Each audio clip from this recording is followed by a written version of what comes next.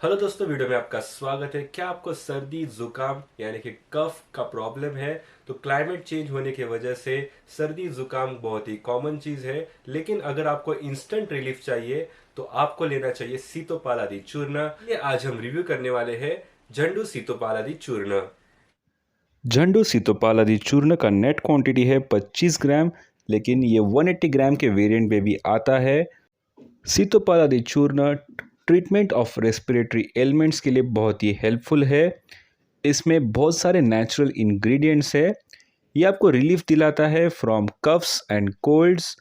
इसके जो इंग्रेडिएंट्स है ये एंटी इन्फ्लेमेटरी है, एंटी बैक्टीरियल है और इसमें है एंटी वायरल प्रॉपर्टीज़। इसे यूज़ करना बहुत ही आसान है। तो आपको 1 to 2 टीस्पून्स लेना है और इसको हनी के साथ मिक्स करना है और इसे दिन में 2 बार लेना है, जिससे आपको बेस्ट रिजल्ट्स मिले। तो ये नेचुरल चूर्ण है, इसके कोई भी साइड इफ़ेक्ट्स नहीं है। इसका रिलीफ बहुत ही इंस्टेंट होता है। ये आपके रेस्पिरेटरी ट्रैक को क्लियर करता है और आपके इम्यून सिस्टम को भी बूस्ट करता है।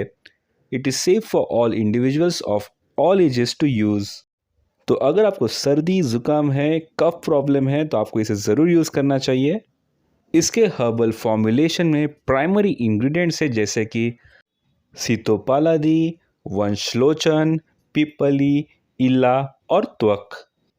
चूर्ण को आप हनी के साथ यानी कि मध के साथ ज़रूर मिक्स कीजिए और इसे लीजिए।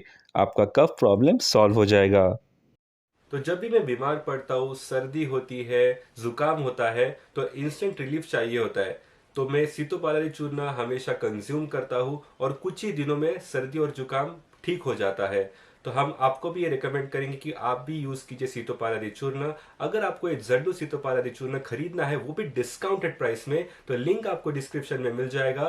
वीडियो जरूर लाइक कीजिए, अगर आप चैनल पर नए हो तो जरूर सब्सक्राइब कीजिए और बेल नोटिफिकेशंस भी ऑन कीजिए ताकि आपको तुरंत वीडियो अपडेट्स मिल जाए।